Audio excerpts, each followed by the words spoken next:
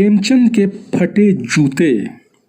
प्रेमचंद के फटे जूते पाठ में सुप्रसिद्ध साहित्यकार प्रेमचंद की वेशभूषा तथा उनके जूतों के माध्यम से एक ओर जहां प्रेमचंद के सादगीपूर्ण उच्च विचार को पाठकों के सामने प्रस्तुत किया गया है, वहीं समाज की स्वार्थपरता, अवसरवादिता, दिखावटीपन, दोगले चरित्र, धोखेबाजी की प्रवृत्ति पर करारी चोट की गई है। लेखक के सामने प्रेमचंद का एक फोटो है जिसमें वे अपनी पत्नी के साथ हैं। फोटो में वे कुर्ता धोती पहने हुए तथा सिर पर टोपी लगाए हुए हैं।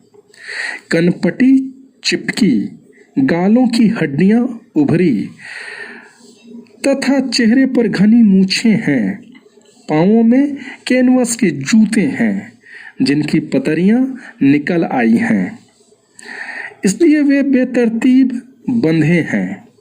बाएं जूते में एक बड़ा छेद हो गया है जिसमें से उंगली बाहर निकल आई है।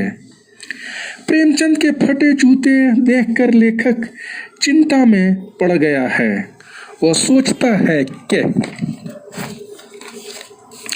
फोटो खिंचवाते समय पोशाक का यह हाल है तो वास्तविक जीवन में क्या रहा होगा। परंतु फिर विचार आया कि प्रेमचंद अंदर बाहर की अलग अलग पोशाक रखने वाले इंसान नहीं हैं। लेखक सोचने लगता है, प्रेमचंद हमारे साहित्यिक पुरखे हैं, फिर भी उन्हें अपने फटे जूते का जरा भी एहसास नहीं है। उनके चेहरे पर बेपरवाही और विश्वास है।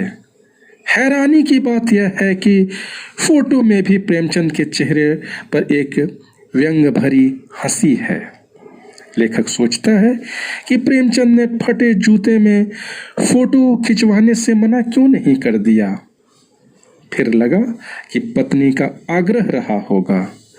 लेखक प्रेमचंद के दुख को देखकर रोना चाहता है, किंतु प्रेमचंद की आंखों का तीखा दर्द उसे एकदम रोक देता है। लेखक सोचता है कि फोटो खिंचवाने के लिए कपड़े, जूते क्या पत्नी तक मांग ली जाती है। फिर प्रेमचंद ने ऐसा क्यों नहीं किया। आजकल तो लोग इत्र चुपड़ कर फोटो खिंचवाते हैं ताकि फोटो में सुगंध आए। गंदे से गंदे आदमी की फोटो भी खुशबू देती है। परंतु प्रेमचंद दिखावे का जीवन नहीं जीते थे।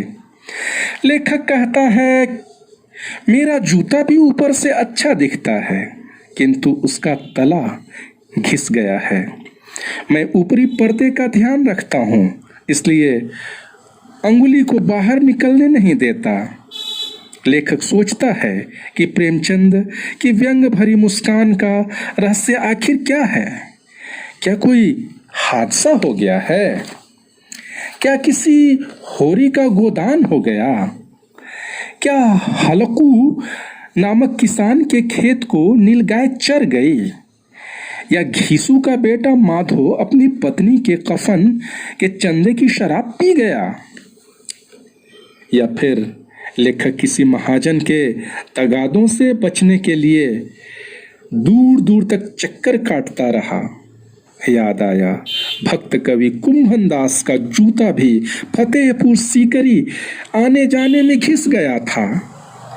लेखक को बोध होता है कि प्रेमचंद जीवन भर किसी कठोर चीज को ठोकर मारते रहे हैं। वे रास्ते में खड़े टीले से बचकर निकलने की बजाय उस पर जूते से ठोकरें मारते रहे हैं। वे समझौता नहीं कर सके। जैसे गोदान का होरी नेम धर्म को नहीं छोड़ सका, वैसे ही प्रेमचंद भी नेम धर्म को नहीं छोड़ सके। नेम धर्म उनके लिए मुक्ति का साधन था। लेखक प्रेमचंद को संबोधित करते हुए कहता है कि तुम जिसे घृणित समझते हो उसकी तरफ हाथ से नहीं पैर से इशारा करते हो। प्रेमचंद के पांव की अंगुली मानो उसे घृणित जगह पर संकेत कर रही है जिस पर ठोकर मारकर उन्होंने अपने जूते फाड़े थे। अर्थात प्रेमचंद ने सामाजिक कुरीतियों को इतना घृणित समझा कि उन्हें पैर की उंगली से इशारा करते हुए दूसरों को भी इससे सावधान किया। वे अब भी लोगों पर हंस रहे हैं जो अपनी अंगुली को ढकने की चिंता में तलवे घिसाए जा रहे हैं। प्रेमचंद ने कम से कम अपना पांव बचा लिया, परंतु लोग दिखावे के चक्कर में अपने तलवे का नाश कर रहे हैं। लोग ऊपर से अच्छे दिख रहे हैं, परंतु भीतर से खोखले हो रहे हैं।